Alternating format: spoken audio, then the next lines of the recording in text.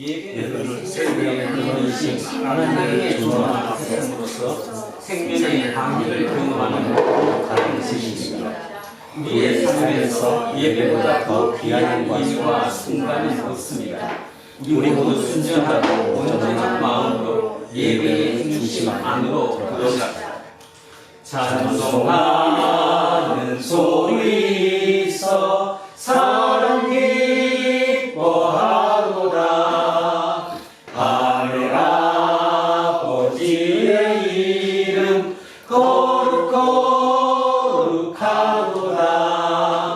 세상 사람 찬양하자.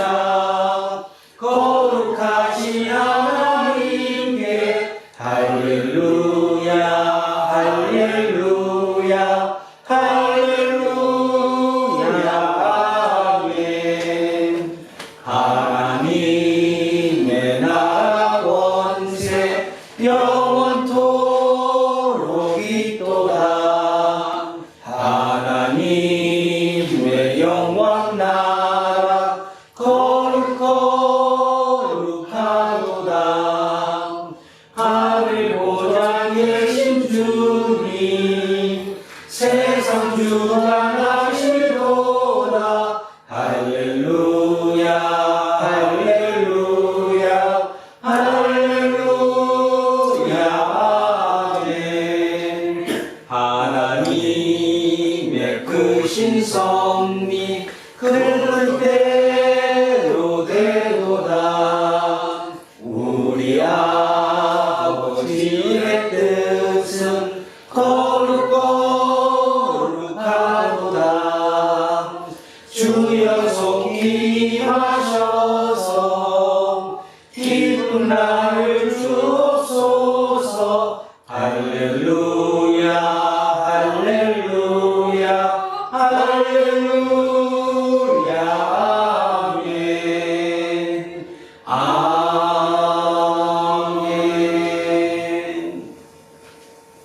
온 세상을 권능으로 창시하시는 하나님, 우리에게 주어진 모든 감각 그리고 우리의 생각과 판단과 결단과 의지, 더 나아가서 우리의 현재와 미래의 모든 능력을 걸고 하나님을 예배합니다. 하나님 홀로 영광을 받아 주십시오. 간절한 마음으로 기도드립니다. 우리의 영혼을 거룩한 영혼으로 채워주시고 하나님을 향한 열정으로 불타게 해주십시오. 그것만이 우리가 하는 모든 것입니다. 이 순간만이 아니라 죽기 전까지 삶의 전체에 가르니 하나님께 가까이 가는 발걸음이 되기를 바라며 하나님 외에 모든 것을 지나가고 만다는 엄청난 사실도 잊지 않고 살기를 바랍니다. 성부, 성령과 함께 예배를 받으시기에 합당하시며 세상 마지막 때 성령의 심판주로 우리에게 다시 오실 예수 그리스도의 이름으로 기도합니다. 아멘. 하나님의 나라와 그 의를 구하면 우리의 생존에 필요한 모든 것을 허락해 주신다는 주님의 말씀을 들었지만 우리는 무엇을 먹을까 마실까 입을까 하는 이방인들의 염려를 떨쳐내지 못했습니다. 이로 인해서 벌어진 시행착오가 수없이 많았습니다. 주님, 우리를 불쌍히 여겨주십시오. 우리 교회가 속한 대한민국 교회를 위해 기도드립니다. 교회 간의 경쟁이 심하고 세상에서 누르게 역할을 소홀히 여길 때가 많습니다. 온전히 종말론적 구원 공동체로서의 정체성을 잃지 않도록 우리를 붙들어 주십시오. 예수 그리스도의 이름으로 기도합니다. 아멘. 아멘. 기도합니다.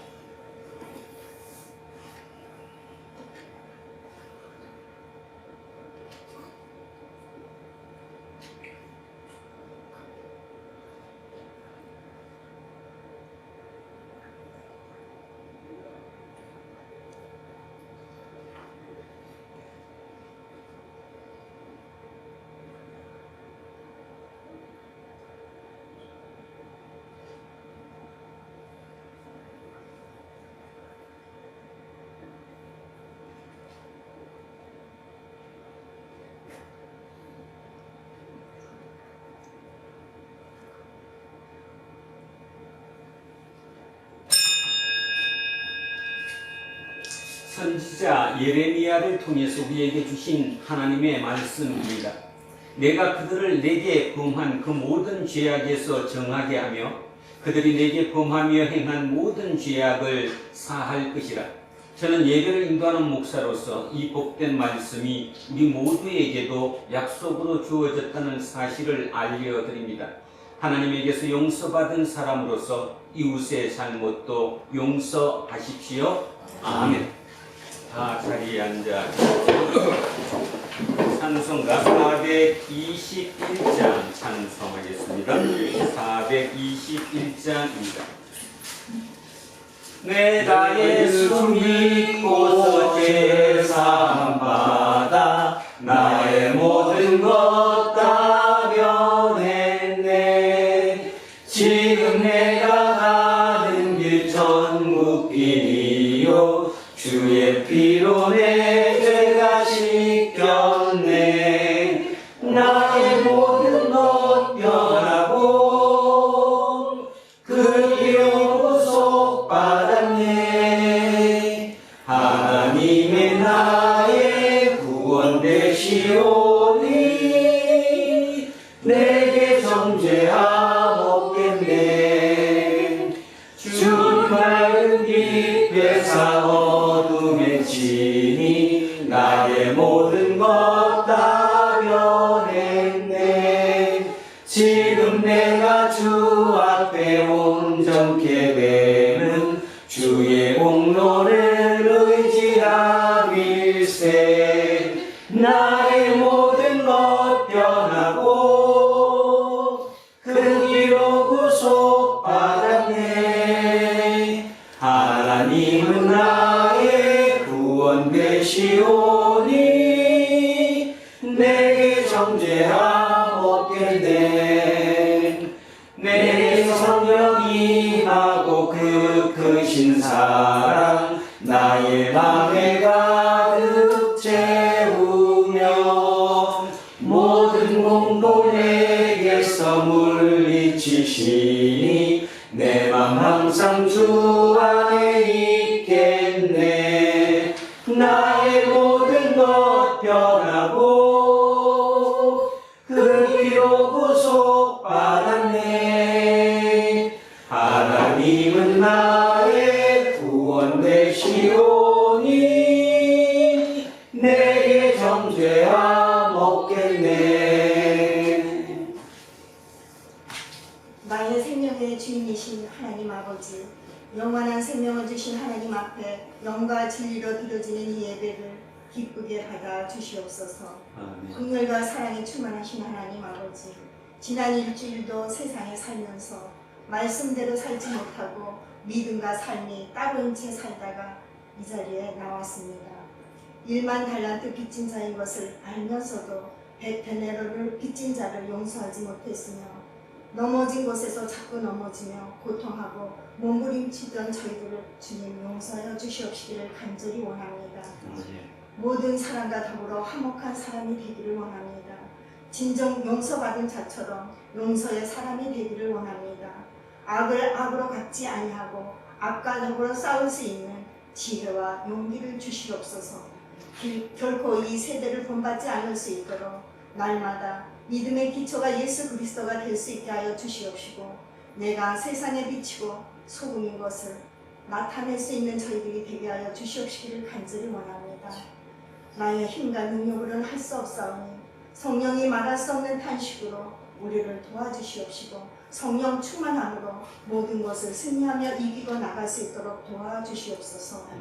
우리 두란노 교회 위에 복음의 기초를 다시 놓게 하기 위해 하나님의 선하시고 기뻐하시고 온전한 뜻이 무엇인지 분별할 수 있도록 눈물과 기도로 섬겨오신 우리 목사님을 하나님의 오른 장중에 붙잡아 주시옵시기를 간절히 원합니다.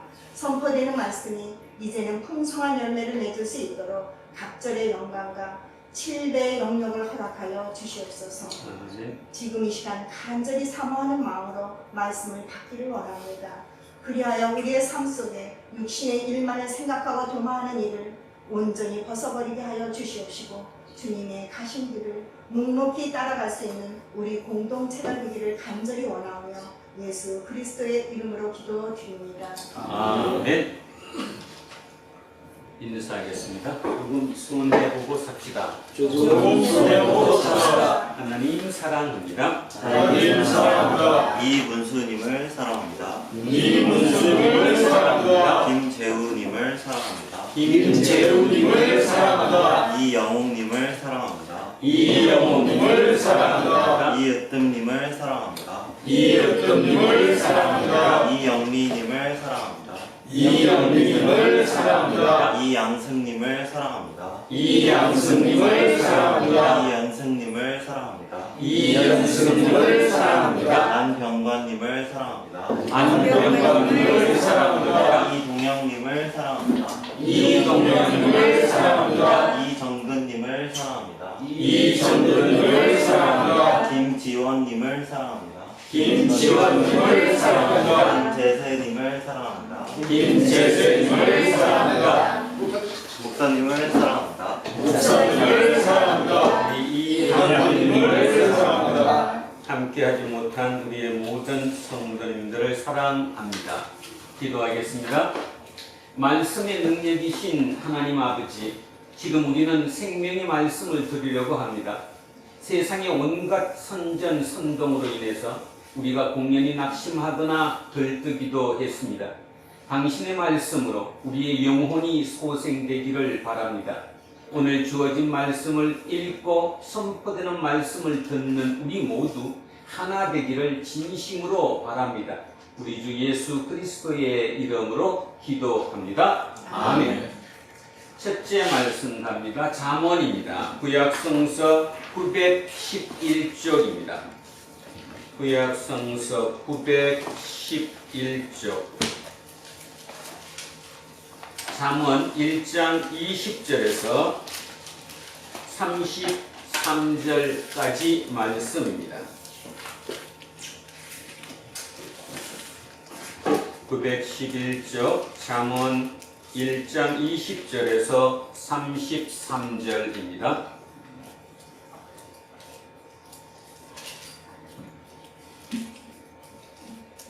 자, 찾으셨으면 20절부터 같이 합독하십니다. 지혜가 길거리에서 부르며 광장에서 소리를 높이며 시끄러운 길목에서 소리를 지르며 성문 거기와 성중에서 그 소리를 바라여 이르되 너희 어리석은 자들은 어리석음을 좋아하며 거만한 자들은 거만을 기뻐하며 미련한 자들은 지식을 미워하니 어느 때까지 하겠느냐. 나의 책망을 듣고 돌이키라. 보라, 내가 나의 영을 너희에게 부어주며 내 말을 너희에게 보이리라. 내가 불렀으나 너희가 듣기 싫어하였고 내가 손을 들었으나 돌아보는 자가 없었고 도리어 나의 모든 교훈을 멸시하며 나의 책망을 받지 아니하였은즉 너희가 재앙을 만날 때에 내가 웃을 것이며 너희에게 두려움이 임할 때에 내가 비웃으리라. 너희의 두려움이 광풍같이 임하겠고 너희의 재앙이 폭풍같이 이르겠고 너희에게 근심과 슬픔이 임하리니 그때에 너희가 나를 부르리라. 그래도 내가 대답하지 아니하겠고 부지런히 나를 찾으리라. 그래도 나를 만나지 못하리니 대저 너희가 지식을 미워하며 여호와 경외하기를 즐거워하지 아니하며 나의 교훈을 받지 아니하고 나의 모든 책망을 없이 여겼음이니라. 그러므로 자기 행위의 열매를 먹으며 자기 꾀에 배부르리라.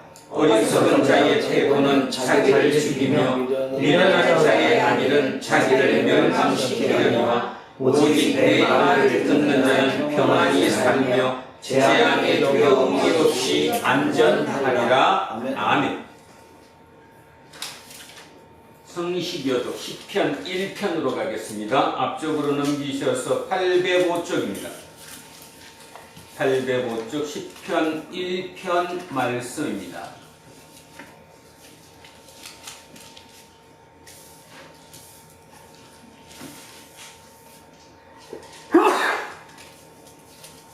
자, 1편 1절에서 6절입니다. 복 있는 사람은 악인들의 길을 따르지 아니하며 죄인들의 길에 서지 아니하며 오만하는 자들의 자리에 앉지 아니하고 오직 여호와의 율법을 즐거워하여 그의 율법을 주야로 묵상하는다. 그는 시대자의 심은 나무가 철을 따라 열매를 맺으며 그 잎사귀가 마르지 아니함 같으니 그가 하는 모든 일이 다 형통하리로다. 악인들은 그렇지 아니하며 오직 바람에 나는 표와 같도다. 그러므로 악인들은 심판을 견디지 못하며 죄인들이 의인들의 모임에 들지 못하리로다. 무릇 의인들의 길은 여호와께서 인정하시나 악인들의 길은 망하리로다. 아멘. 둘째 말씀 갑니다. 야고보서로 가겠습니다. 신약성서 374쪽입니다. 찬송가 앞쪽에 신약성서 374쪽. 야고보서 3장 13절에서 18절까지 말씀입니다.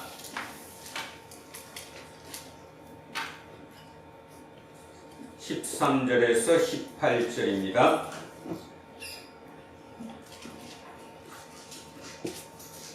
자, 시작합니다. 너희 중에 지혜와 총명이 있는 자가 누구냐? 그의 성령으로 말미암아 지혜의 운명으로 그 행함을 보일지니라. 그러나 너희 마음속에 독한 시기와 다툼이 있으면 자랑하지 말라. 진리를 거슬러 거짓말하지 말라. 이러한 지혜는 위로부터 내려오는 것이 아니요 땅 위의 것이요 정욕의 것이요 귀신의 것이니 시기와 다툼이 있는 곳에는 혼란과 모든 악한 일이 있습니다. 오직 위로부터 난 지혜는 첫째 성별하고 다음에 화평하고 안용하고 양순하며 긍휼과 선한 열매가 가득하고 편견과 거짓이 없나니 화평하게 하는 자들은 화평으로 심어 의의 열매를 거두느니라. 아멘. 셋째 말씀 마가복음으로 내려옵니다. 앞쪽으로 넘기셔서 69쪽입니다.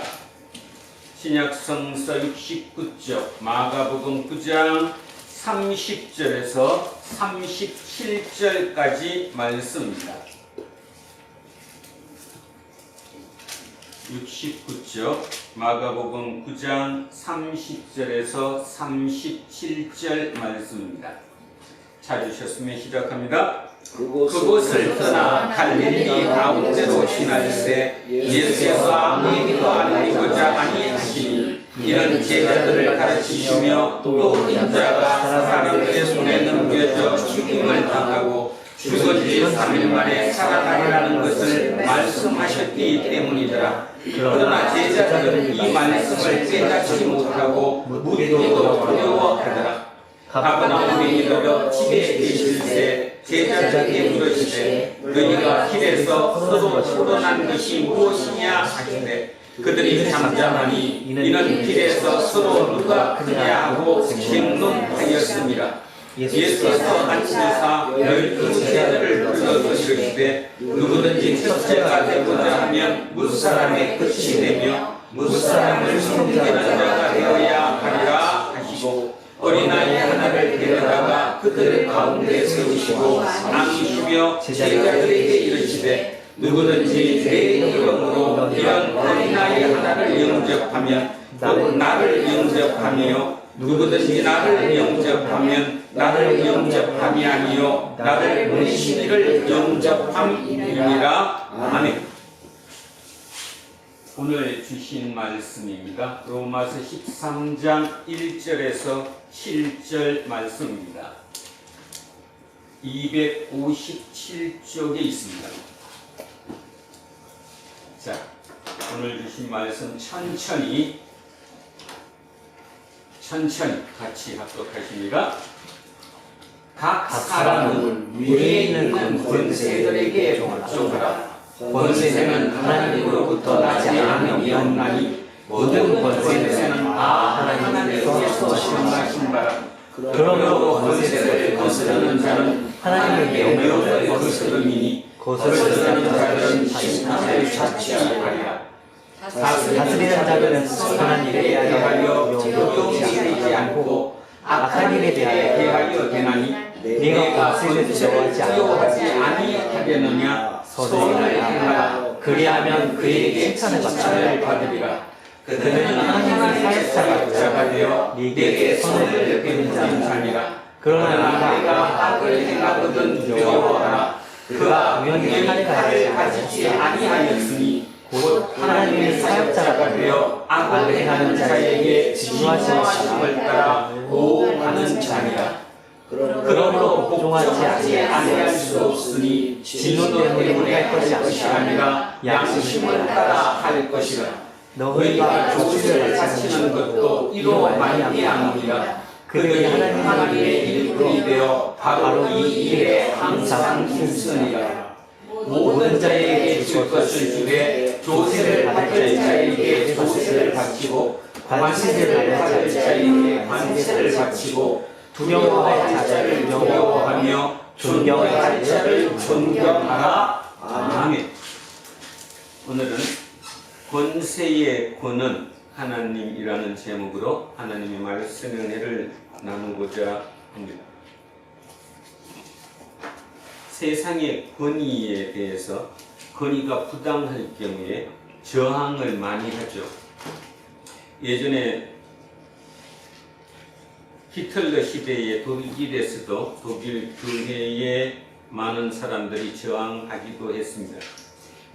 독일까지 갈 이유도 없이 우리나라도 그렇죠. 군사 독재 시절에 이 궁대우 정권에 대해서 저항했던 많은 사람들이 있었습니다. 또 한편에서는 저항하지 않고 그냥 무관심으로 그냥 지나갔던 사람들도 있죠. 우리는 그런 시대를 겪어왔습니다. 전두환, 박정희 군사정권, 이 군사정권을 통해서 저항했던 많은 사람이 있었던 반면 또 한편에서는 저항하지 않고 그냥 무관심으로 있었던 사람들이죠. 그 무관심으로 있었던 사람들이 가장 마음속에 갖추고 전가의 보도처럼 알고 있던 그 성경 구절이 바로 오늘 여러분이 읽었던 13장 1절에서 7절 말씀입니다. 그래서 어떤 신학자들은 이 13장 1절에서 7절이 사도 바울이 쓴 글이 아니다. 아마 짜집기해서 다른 사람의 글을 거기다 갖다 붙여놨을 것이다. 그런 사람들도 있고요. 어떤 사람들은 빼야 된다. 성경에서 13장 1절에서 7절은 빼버려야 한다라는 학자들도 있습니다. 그럴 정도로 굉장히 논란이 많는 그 본문 구절이 오늘의 얘기입니다. 그런데 진짜로 그런 식으로 놓고 성경을 한번 쭉 읽으시면 12장에서 13장으로 넘어갈 때 바로 13장 1절에서 7절을 건너뛰고 13장 8절부터 바로 나가도 아무 무리가 없습니다. 아주 스무스하게 잘 나가죠. 근데 이 유독 이 13장 1절에서 7절이 있는 바람에 문제가 생겼죠.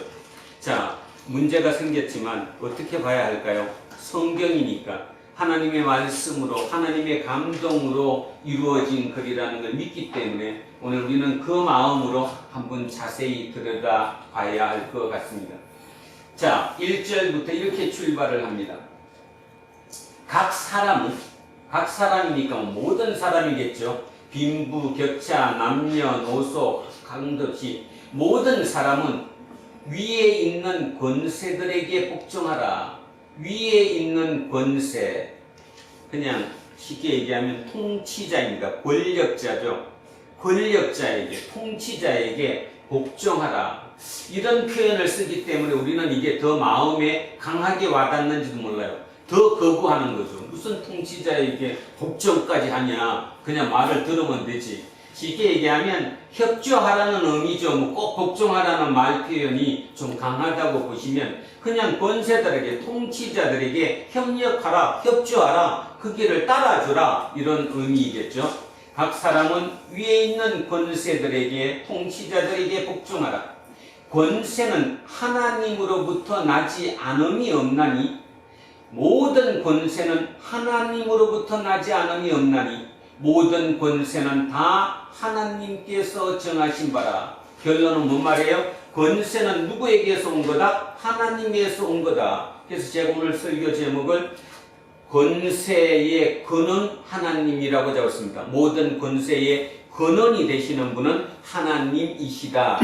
이 얘기를 그냥 겉들을 것이 아니라 깊이 들으면 이런 뜻입니다. 우리는 이 예배당에서 예배당 성전이라고 부르든 예배당이라고 부르든 이 예배를 드리는 이곳에서 하나님께 예배를 드리고 있습니다.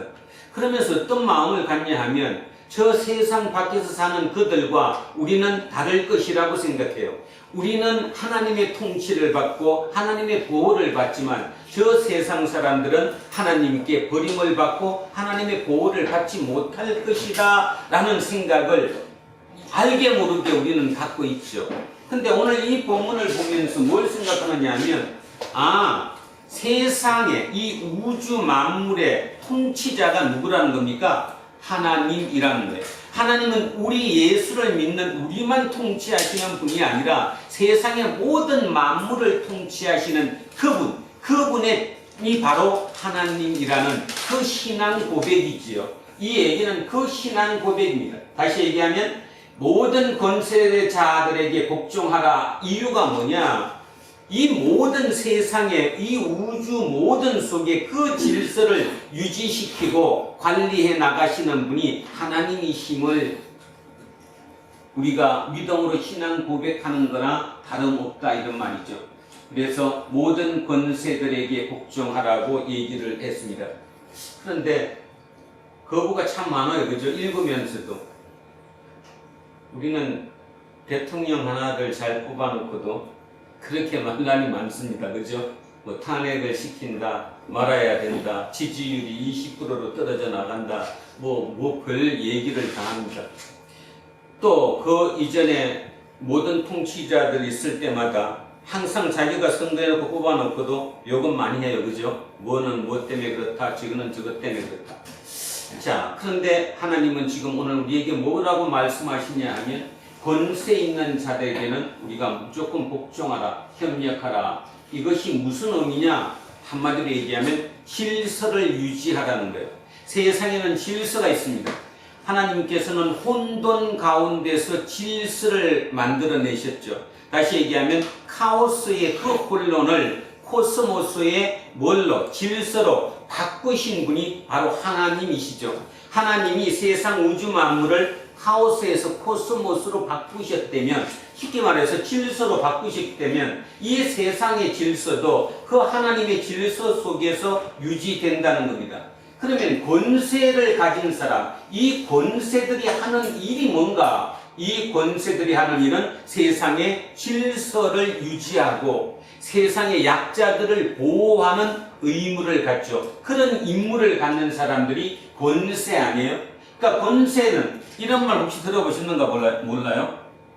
악한 정부보다, 무정부보다 그래도 악한 정부가 낫다. 무정부보다는 그래도 악한 정부가 더 낫다라는 말이 있습니다.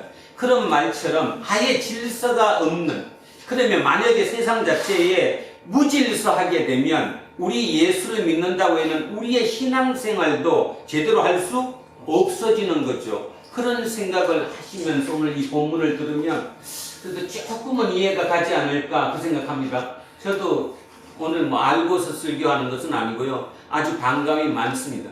도대체 저게 무슨 뜻인가? 근데 한 가지 분명한 사실은 뭐냐면 저나 여러분이나 우리가 갖고 있는 세계관이 각자가 틀리기 때문에 자기 세계관 속에서 저 문구를 바울이 얘기했던 그 얘기를 읽고 있는 것이어서 그것을 정확하게 내 기준으로 하다가 보니까 조금 맞지 않지 않는가 그런 생각을 합니다. 자, 이 시대로 돌아가 보겠습니다. 사도 바울이 이 편지를 로마 교회 교인들에게 보냈던 그 시대로 돌아가 보면 이 편지를 받는 사람이 누구라고요? 로마 교회 교인들입니다.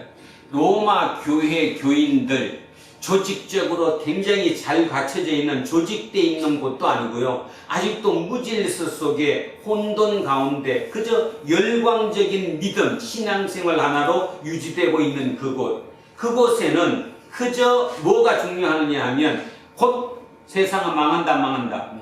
곧 세상은 망한다. 그리고 예수 그리스도가 다시 올 것이다. 그거 하나만 머릿속에 모든 걸 넣고 있으니까 세상의 모든 불편함, 거친 거, 나한테 뭐 위해를 가하는 거, 그 모든 것이 의미가 없어졌어요. 오직 그날 나는 하나님께 선택받았고 하나님의 선민이고 예수 그리스도가 재림하면 나는 하나님께 선택받아서 천국으로 올라간다. 그 생각에만 갇혀져 있던 그들 중에 소수의 극단주의자들은 로마 황제도 인정하지 않았습니다. 왜 그랬을까요? 로마 황제도 인정할 필요가 없죠. 자기가 로마에 살기는 살지만 나의 왕은 누구다? 하나님뿐이다. 나의 왕은 하나님뿐이시기 때문에 세상의 왕은 내가 인정하지 못한다. 그러면 세상의 왕을 인정하지 못하면 그 다음 단계가 뭐냐? 세금을 내는 걸 거부하는 거죠. 그래서 세금 내는 걸 거부해요. 로마 교회 교인들 중에 일부 극단주의자들은 국가에다 세금 내는 것을 거부합니다. 자기만 거부하면 끝나면 관계가 없는데 어떤 지경까지 갔느냐 하면 자기가 아는 주변의 사람들 중에 아주 세금을 잘 내는 사람이 있어요. 약이 오른다는 거죠. 그 집에다 불을 질렀답니다. 세금 잘 내는 집이라고. 그리고 그거보다 더해지면 이제 그 세금 낸 당사자를 죽이기도 하는, 이럴 정도로 굉장히 무질서하고 혼돈했던 그 시절, 그 로마 교회 교인들에게 이 편지를 보냈다는 생각을 하시면서 오늘 이 얘기를 들으셔야 되지. 그걸 일방적으로 그냥 어떤 상황에다 대입해가지고 봐라, 하나님께서는 무조건 통치자에게는, 권력자에게는 복종하라고 얘기했다. 성경에 있지 않느냐? 그러니까 당신들도 그렇게 해야 된다. 그럼 안 된다라는 겁니다. 성경에도 권력에, 권세에 복종하지 않은 경우가 많이 있어요, 없어요? 굉장히 많이 있어요. 아주 쉬운 예로 하나만 딱 들어보면 예루살렘 산헤드린 공의회가 그 당시로 가장 위에 있는 지배 계급이죠. 그 산헤드린 공의회에서 예수의 이름으로 전파하지 말라고 했는데도 불구하고 사도들은 그거를 지켰어요, 지키지 않았어요? 지키지 않았어요. 그러니까 모든 권세를 다 지킨 것이, 복종한 것이 아니다, 그런 말입니다. 그러니까 오늘은 이 문제는 이거를 확대 해석해가지고 모든 데가 아니라 조금 그 시대의 상황을 이해해가면서 이 본문을 보셨으면 합니다. 자, 어쨌든 가장 중요한 것은 카오스에서 코스모스로 만드신 그 하나님께서 세상의 모든 우주의 질서도 질서를 세우기를 원하니까 질서를 세우기 위해서는 누가 필요하느냐 하면 권세자, 권력자, 통치자가 필요하다는 거죠. 그 통치자에게 뭐 해야지만이, 순종해야지만이 질서가 유지된다, 이 뜻으로 받아들이면 오늘 거는 무난하게 넘어가지 않을까 생각합니다. 자, 1절 다시 한번 제가 읽습니다. 각 사람은 위에 있는 권세들에게 복종하라. 권세는 하나님으로부터 나지 않음이 없나니 모든 권세는 다 하나님께서 정하신 바라. 그러므로 권세를 거스르는 자는 하나님의 명을 거스름이니, 권세가 하나님에게서 온 것이기 때문에 권세를 거스르는 자, 통치자에게 거스르는 것은 하나님의 명을 거스름이니 거스르는 자들은 심판을 받을 것이다. 심판을 자취하리라. 대단하죠? 1절, 2절 이 두 문장만 가지고. 그래서 예수를 믿지 않더라도 로마서 13장 1절, 2절을 아는 사람들은 상당히 많습니다. 그 이유는 바로 이 본문 9절 때문입니다. 모든 권력자에게, 권세자에게, 권위에 순종해야 한다. 복종해야 한다. 옛날에 그랬댔죠. 박정희 장군이 5.16 혁명을 일으켜서 대통령이 되었습니다.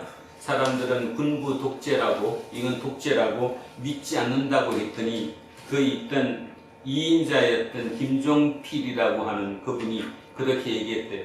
로마서 13장 1절 2절을 읽어봤냐? 그래서 이거를 읽어봐라. 그러니까 모든 권세들에게는 다 복종하는 것이 옳은 것이다. 우리나라에도 그런 일화가 있다고 얘기하죠. 하여튼 13장 1절 2절은 꼭 좀 여러분 머릿속에 남겨두시면 다음에 세상을 살아가면서 또 어떤 일을 할 때마다 이 얘기에 대한 얘기가 끊임없이 반복될 것입니다. 자, 그래서 13장 1절 2절 같이 합독 한번 하십니다. 시작합니다. 각 사람은 위에 있는 권세들에게 복종하라. 권세는 하나님으로부터 나지 않음이 없나니 모든 권세는 다 하나님께서 정하신 바라. 그러므로 권세를 거스르는 자는 하나님의 명을 거스름이니 거스르는 자들은 심판을 받지 아니하리라. 다스리는 자들은 선한 일에 대하여 두려움이 되지 않고 악한 일에 대하여 되나니, 다스리는 자들, 이들이 누구예요? 권세 있는 자들, 통치자들, 권력자들. 이 통치자, 권력자, 권세 있는 자들은 선한 일에 대하여 두려움이 되지 않고 악한 일에 대하여 되나니, 아주 쉽게 설명하면 이런 뜻입니다. 내가 차를 운전하고 가면서 교통법규를 어겼습니다. 그러면 저기 밖에 저쪽에 교통경찰이 있다면 무서워하죠. 두려워하잖아. 혹시 잡히지 않을까. 똑같은 얘기예요. 그런데 내가 전혀 어긴 게 없다면, 교통법규를 하나도 어기지 않았다면 그냥 교통장치에 서 있더라도 저하고는 무관심해지는 거죠. 똑같은 개념이에요. 다스리는 자들은 선한 일에 대하여 두려움이 되지 않아요. 내가 선한 일. 자, 여기서 하나, 이 오늘 13장 1절에서 7절을 나올 때 선악이 나오면 선악으로 듣지 마시고 질서를 지키는 것은 뭐고? 선이고 질서를 어기는 것은 악이다. 그렇게 생각하고 해석하면 받아들이기가 조금 편하실 것입니다. 자, 그럼 다시, 다스리는 자들은 선한 일에 대하여 질서를 지킨 사람에 대해서 두려움이 되지 않아요. 그러니까 다시 얘기하면 질서를 지키는 사람은 다스리는 자가 두려움의 대상이 아니에요. 그러면 누가 두려움의 대상이냐? 선을 악한 일에 대하여, 악한 일이니까 질서를 지키지 않은 사람에 대한 이 다스리는 자가 뭐가 돼요? 두려움의 대상이 되겠죠. 내가 권세를 두려워하지 아니하느냐? 쉽게 말해서 내가 여러분에게 묻는 거예요. 당신들이 권세를 두려워하지 않고 싶느냐? 그러면 답은 정해져 있다. 뭐를 하면 된다? 선을 행하면 된다. 쉽게 얘기해서 질서를 지키면 된다. 질서를 지키면 그 두려움, 통치자가, 다스리는 자가, 권세가 두려워지지 않는다. 그 얘기예요. 그래서 질서를 지키라. 그리하면 그에게 통치자에게 칭찬을 받으리라. 이해가 가시나요? 자, 어렵지만 다시 그때 상황을 놓고 다시 한번 생각해 보시기 바랍니다. 세상은 질서입니다. 하나님은 우주 만물의 질서를 씌우신 분이시고 질서의 하나님이십니다. 그러니까 모든 통치자들은 질서를 유지하는 분들, 질서를 관리하는 사람들이 통치자예요. 통치자의 임무는 그것이니까. 그러니까 그런 의미에서 그들은 하나님으로부터 선택받았다. 하나님의 사람들이다라고 이렇게 표현을 하는 거죠. 자, 그래서 그들에게 질서를 지키면 그들은 전혀 무섭지 않다. 그들을 두려워할 이유가 전혀 없다. 지금 그 얘기를 하고 있습니다. 4절에 그는 하나님의 사역자가 되어. 자, 중요한 말 나왔죠. 사도 바울이 참 대단한 것 같아요. 그죠? 하나님의 사역자라고 표현을 했어요. 하나님의 사역자라고 우리가 들으면 그분은 뭐 교회의 지도자이거나 뭐 이런다는 뜻이겠지만 여기서는 그 뜻이 전혀 아니죠. 그는 하나님의 사역자가 됐어요. 그가 통치자죠. 통치자가 하나님의 일을 대신하는 사람이라는 거예요. 하나님의 일을, 질서를 유지시키는 사람이 통치자니까 통치자는 곧 하나님의 사람들이다. 그래서 그는 하나님의 사역자가 되어 내게 선을 베푸는 자니라. 선을 베푼다. 질서를 유지시켜준다. 그리고 약자를 보호해준다. 그 뜻입니다. 그러나 너가 악을 행하거든, 네가 질서를 지키지 않았거든, 악을 행하거든 두려워하라. 그를 두려워하라. 통치자를 두려워하라. 그가 공연히 칼을 가지지 아니하였으니. 지금 누가 칼을 가지고 있다는 겁니까? 통치자가 공권력이라는 칼을 가지고 있다라는 거죠. 그러니까 그 공연히 칼을 가진 사람들이 아니다. 자, 곧 하나님의 사역자가 되어 악을 행하는 자에게 진노하심을 따라 보응하는 자리라. 결국은 통치자는 뭐 하는 사람이라는 거예요?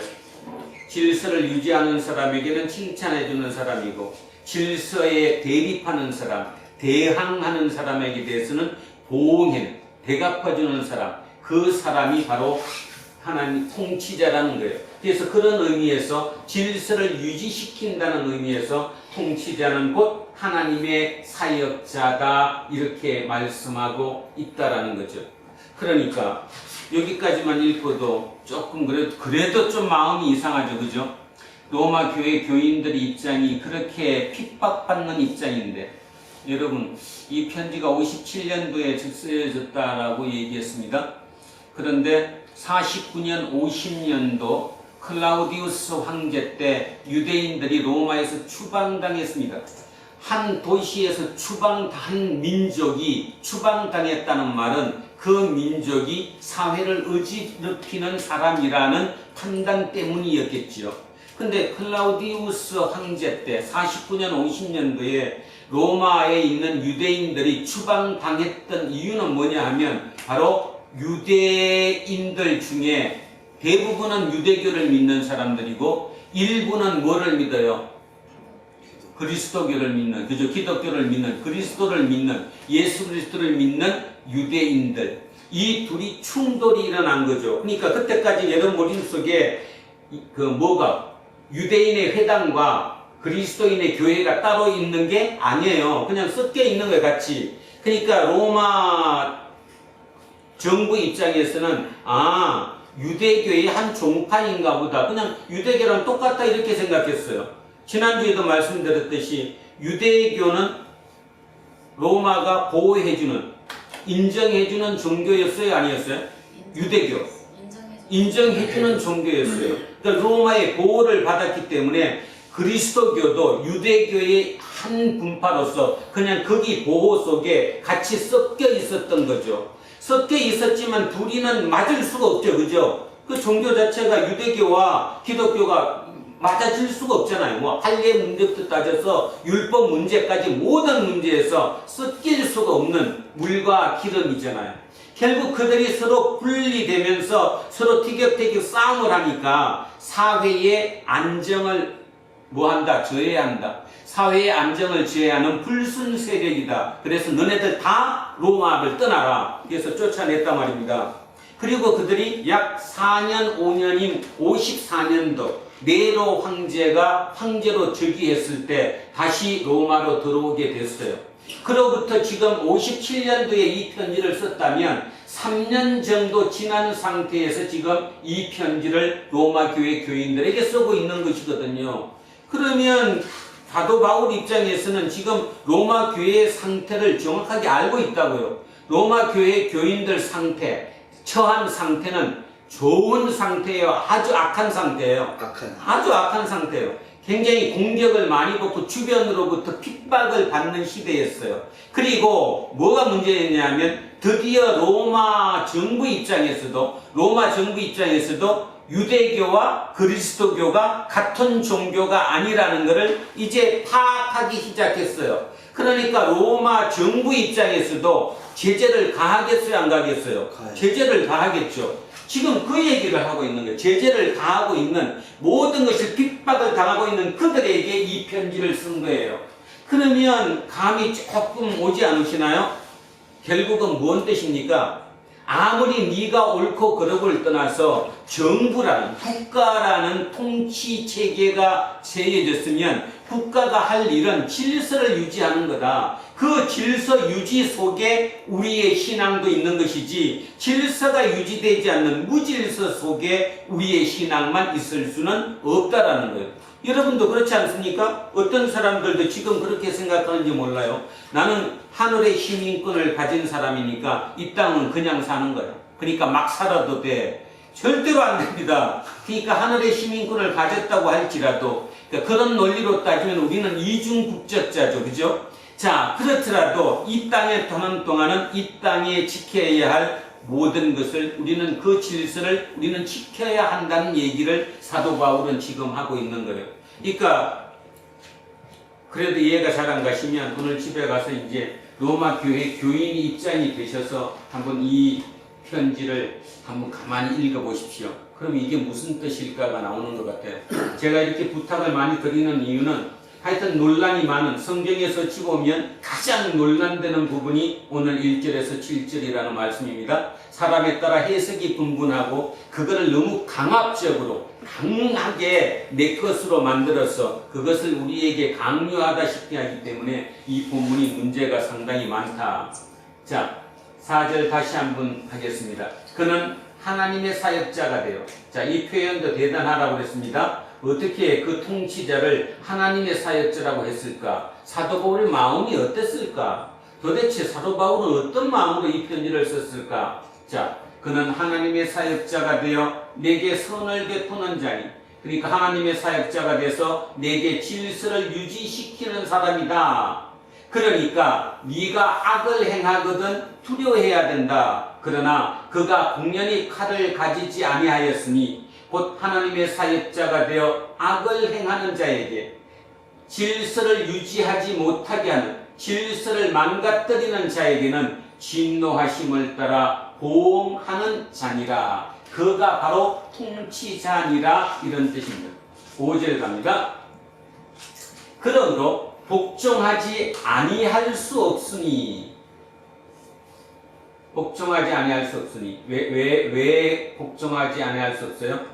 복종을 안 하면 나한테 위해를 가하니까, 불이익을 가하기 때문에 내가 겁이 나서라도, 그죠? 벌을 받지 않기 위해서 복종하지 아니할 수 없으니. 근데 중요한 거는 그 얘기가 아니라는 거예요. 밑에 말이죠. 양심을 따라 할 것이다. 두려워서 법을 지키는 게 아니라 뭐 때문에 지켜야 된다? 양심 때문에 지켜야 된다. 이건 굉장히 중요한 얘기 같아요. 자, 두려워서 법을 지키는 것이 아니고 네 양심에 따라 법을 지켜야 된다. 양심의 법이 우선이다. 결국 법을 지킨다는 말이 법을 안 지키면 벌을 받으니까, 그래서 내가 그 법을 지키는 게 아니라 내 양심상 법을 지켜야 된다.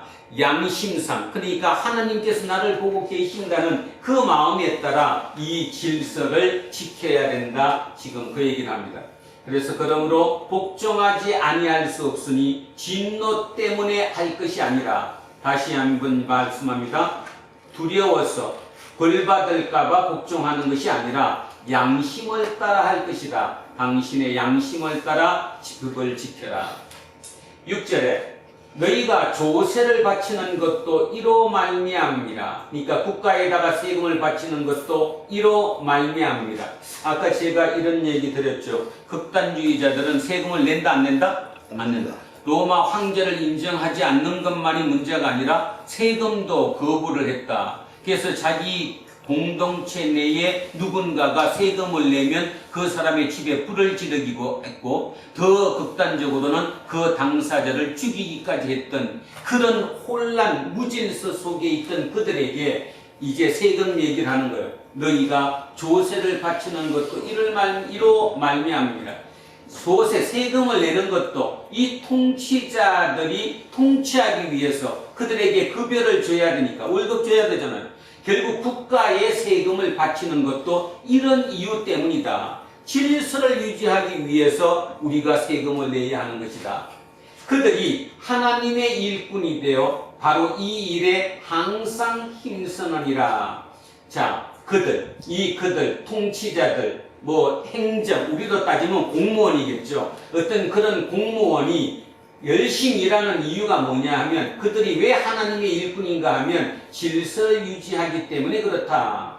그 일꾼이 열심히 하는 이유는 월급을 받기 때문일 거고, 그래서 우리는 거기에 세금을 바치는 것도 당연한 것이 된다. 이렇게 얘기합니다. 자, 6절에 조세를 바치는 것도 이로 말미암음이라. 그들이 하나님의 일꾼이 되어 바로 이 일에 항상 힘쓰느니라. 7절 갑니다. 모든 자에게 줄 것을 주되 조세를 받을 자에게는 조세를 바치고 관세를 받을 자에게는 관세를 바치고 두려워할 자를 두려워하며 존경할 자를 존경하라. 한마디로 뭔가 하면 너의 세계관이 아니라 하나님의 세계관을 가지고 다시 한번 찬찬히 봐라 이 뜻입니다. 다시 한번 찬찬히 봐라. 지금 로마 교회 고인들은 어찌 보면 흥분된 상태예요. 핍박을 계속 받고 있고 그 핍박을 이겨내는 원천이 뭐냐 하면 예수의 재림. 이제 곧 있으면 몇 달 후면 또는 며칠 후면 예수가 재림해서 우리를 구해 줄 것이니까, 우리를 구원해 줄 것이니까 그때까지는 모든 핍박 같은 거는 내가 다 받아들일 수 있다고 생각하는, 어찌 보면 굉장히 열광적이고 뭔가 흥분되어 있는 상태인 그들에게 얘기를 해주는 거죠. 새로운 세계관을 가지고 진짜 하나님의 눈이 되어서 찬찬히 내 주변을 다시 한번 살펴보아라 그 뜻입니다. 모든 자에게 줄 것은 줘야 된다. 조세를 받을 자에게는 조세를 바치고 관세를 받을 자에게는 관세를 바치고 두려워할 자는 두려워하고 존경할 자는 존경하라. 자, 새로운 시선으로 새로운 시야로 세상을 다시 한번 바라봐라. 어찌 보면 그렇게 따지고 보면 이 1장에서 1절에서 7절은 그렇게 심각한 문제가 아닌 것 같은데 글자 그대로 해석을 하다가 보니까 많은 문제가 생겼다는 것, 그 생각을 해봅니다. 저도 일주일 내내 이 본문을 가지고 이게 뭔 얘기일까를 해봤는데 저도 답을 정확하게는 모를 것 같습니다. 근데 가만히 생각해 보면 그 시대로 돌아가 보면 사도 바울은 냉정하라고 얘기했던 것 같아요. 냉정해야 된다. 그리고 세상의 질서를 무조건 무시해서는 너희 자체도 존속하기가 어렵다. 그 얘기 아니겠습니까? 자, 조직, 어떤 조직이든 그게 기업 조직이든 정부 조직이든 또는 개인의 어떤 사조직이든 간에 그 조직에겐 권세가 있게 마련이고 그 권세를 통해 그곳이 질서를 유지시키게 된다는 사실, 그것은 뭐 누구든지 알 수 있는 것이죠. 그래서 질서를 유지시킨다는 그 의미에서 그 권세를 복종해라, 권세를 지켜야 된다, 질서를 유지하기 위해서 그 권세를 지켜야 된다, 그 얘기로만 받아들인다면 뭐 그렇게 크게 못한 것은 없지 않을까 그 생각합니다.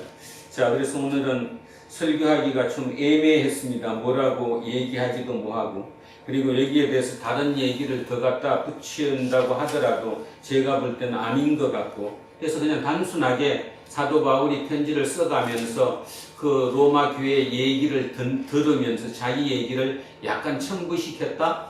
그러니까 질서 유지하는 것이 옳은 것이다 하고 했던 그것을 뒤에 있는 우리들이 너무 확대 해석을 하고 자기 기준에 맞게끔 갖다가 쓰기 때문에 이 본문이 문제가 되는 본문이 아닐까 그 생각했습니다. 그래서 오늘 두 가지를 부탁합니다. 선, 악이라는 말을 그냥 선과 악으로 깊이 있게 하지 마시고 어떻게 보라고요? 질서를 유지하는 것은 선이고 질서를 어긋나게 하는 것은 악이다 라는 생각을 가지고 질서를 유지해라. 그래서 이것이 로마 교회 교인들에게 도움이 되었을까 안 되었을까는 누구도 알지 못하겠죠. 제가 보건대는 꽤 많이 도움이 됐을 수도 있다고 생각합니다. 왜냐하면 이로부터 몇 년 뒤에 한 4-5년 뒤는 넘겠네요. 한 7년 뒤 AD 64년 그 유명한 로마의 대화재 사건이 났고 그 대화재 사건의 빌미로 기독교인들이 최대의 핍박을 받았죠. 그래서 우리는 네로 황제가 나쁜 사람이라고 생각을 하는 사람이잖아요. 네로의 핍박이 64년대에 시작된 걸 보면 이 편지를 읽었던 로마 교회 교인들이 어떻게 그 핍박을 대응했을까가 조금은 생각이 들게 하기도 합니다. 자, 오늘 로마서 7장 1절에서 7절, 13장 1절에서 7절, 자, 다시 한번 천천히 읽고 오늘 마치도록 하겠습니다. 각 사람은 위에 있는 권세들에게 복종하라. 권세는 하나님의 이름으로 하지 않으니 없나니 모든 권세는 다 하나님께서 정하신 바라. 그러므로 권세를 쓰는 자는 하나님의 의를 쓰느니 거스르는 자들은 반드시 하나님을 자취하리라. 다스리는 자들은 선한 일에 대하여 두려움이 되지 않고 악한 일에 대하여 되나니 내가 권세를 두려워하지 아니하려느냐. 선을 행하라. 그리하면 그에게 칭찬을 받으리라. 그는 하나님의 제사장이 되어 내게 손을 베푸시는 자니라. 그러나 내가 악을 행하거든 두려워하라. 그가 많은 나를 가지지 아니하였으니 곧 하나님의 사역자가 되어 악을 행하는 자에게 진노하심을 따라 보호하는 자니라. 그러므로 복종하지 않을 수 없으니 진노 때문에 할 것이 아니라 양심을 따라 할 것이니라. 너희가 죄를 받는 것도 이로 말미암으니라. 그들이 하나님의 일꾼이 되어 바로 이 일에 항상 힘쓰느니라. 모든 자의 줄 것을 주되 조세를 받을 자에게 조세를 바치고 관세를 받을 자에게 관세를 바치고 두려워할 자를 두려워하며 존경할 자를 존경하라. 아멘. 기도하겠습니다. 살아 역사하시는 아버지 하나님, 우리는 항상 기도할 때마다 역사하시는 하나님이라고 기도합니다. 세상 우주 만물을 창조하셨고 그 우주 만물의 모든 역사를 관장하시는 분이 하나님이심을 우리의 신앙 고백으로 오늘 이 시간 고백합니다. 그 하나님께서 세상의 악한 정부라고 할지라도 세상의 그 모든 통치자들, 권세자들, 권력자들에게 권세를 부여하여서 그들을 통해서 이 세상을 질서를 유지하고 계심을 믿습니다. 그 질서를 유지하는 그 모든 통치자, 권력자들이 선한 일을 하는 것이면 좋겠지만 때에 따라 그들이 제 길로 가지 못하고 옆길로 빠지는 경우도 우리는 자주 보고는 합니다. 그럴 때라도 하나님께서 말씀하시는 그 권세의 본질이 무엇인가를 항상 꿰뚫어 볼 수 있는 우리 공동체 모든 식구들이 되게 하옵소서. 그 모든 가운데 오직 하나님의 뜻 가운데서 하나님의 뜻을 알아가는 가운데서 이 땅의 삶을 열심으로 최선을 다해 살아가는 우리 공동체 모든 식구들이 되게 인도해 주십시오. 감사드리며 거룩하신 우리 주 예수 그리스도의 이름으로 기도합니다. 아멘. 찬송가 91장 찬송하겠습니다. 91장입니다. 슬픈 마음 있는 사람 예수 이름 믿으면 영원토록 변함없는 기쁜 마음 얻으리. 예수의 이름은 세상의 소망이요. 예수의 전국의 기쁨일세. 거룩하신 주의 이름 너의 방패 삼으라. 환난 시험 당할 때에 주께 기도드려라. 예수의 이름은 세상의 소망이요. 예수의 이름은 전국의 기쁨일세. 존귀하신 주의 이름 우리 기쁨되도다. 주의 품에 안길 때에 기뻐 찬송 부르리. 예수의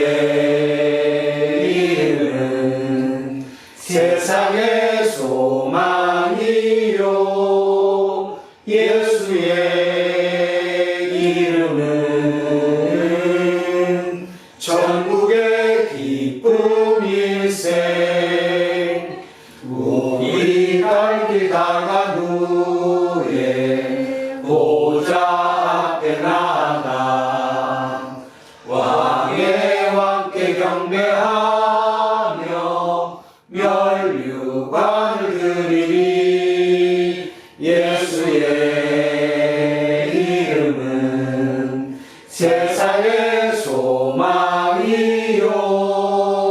예수의 이름은 천국의 기쁨일세. 자리에서 일어서시죠. 사도신앙으로 신앙 고백 드리겠습니다. 나는 전능하신 아버지 하나님 천지의 창조주를 믿습니다. 나는 그를 일하실 때 우리 주 예수 그리스도를 믿습니다. 그는 성령으로 잉태되어 동정녀 마리아에게서 나시고 본디오 빌라도에게 고난을 십자가 이에 못 박혀 죽으시고 장사된 이스라엘 만에 죽은 자 가운데서 다시 살아나시며 하늘에 오르시어 전능하신 아버지 하나님 우편에 앉아 계시다가 거기로부터 살아있는 자와 죽은 자를 심판하시고 나는 성령을 믿으며 거룩한 공교회와 성령의 교제와 죄를 용서하는 것과 몸을 구하여가 영생이 있습니다. 아멘. 내게 있는 모든 것을 아낌없이 드리는 사랑하고 의지하며 주만 따라 살리라. 주께 드리네 주께 드리네 사랑하는 구주 앞에 모두 드리네. 주님께 모두 드립니다. 가장 중요한 이 예물에 우리의 마음을 담습니다. 사람이 각자 가진 그 마음 속에 그 마음의 무궁함을 주님께 함께 올려드리오니 그 마음 속에 주님의 생각으로 가득 채워 주십시오.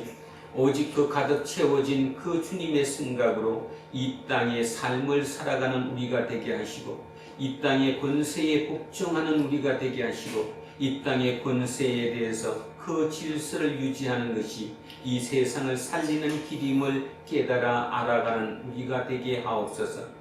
우리 그 모든 과정 속에 하나님의 이끄심이 섭리하심이 항상 함께 할 수 있도록 우리를 도와 역사하여 주시옵소서.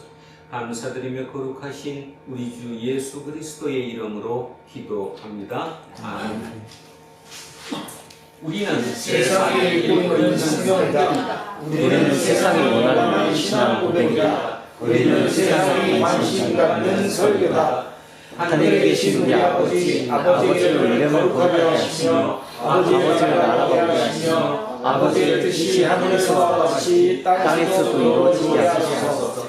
오늘 우리에게 일용할 양식을 주시고 우리가 우리에게 잘못한 사람을 용서하여 주는 것 같이 우리 죄를 용서하여 주시고 우리를 시험에 빠지지 않게 하시고 악에서 구하소서. 나라와 권능과 영광이 영원히 아버지의 것입니다. 아멘. 오늘 주신 말씀에 새 힘 얻어서 세상으로 나가서 살아갈 때에 나 혼자 힘으로 늘 부족하오니 주여 나를 도우사 승리하게 하소서. 아멘. 사랑하는 성도 여러분, 이제 창조절 넷째 주일에 공동 예배를 마쳤습니다. 각자의 삶의 터전으로 돌아가십시오. 우리에게 주어진 일상을 하늘의 지혜로 살아내면서 동시에 일상의 과잉에 떨어지지 않도록 최선을 다하십시오. 이제는 우리 주 예수 그리스도의 은혜와 하나님 아버지의 무궁하신 사랑과 성령님께서 항상 우리와 함께 하시고 우리의 삶을 이끄심이 오늘 이곳에 고개 숙인 우리 모두에게와 우리의 자녀들과 가정 위에 일터와 사업체 위에 그리고 이 나라 이 민족 위에 이제로부터 영원토록 함께 하시기를 간절히 축원하옵나이다. 아멘.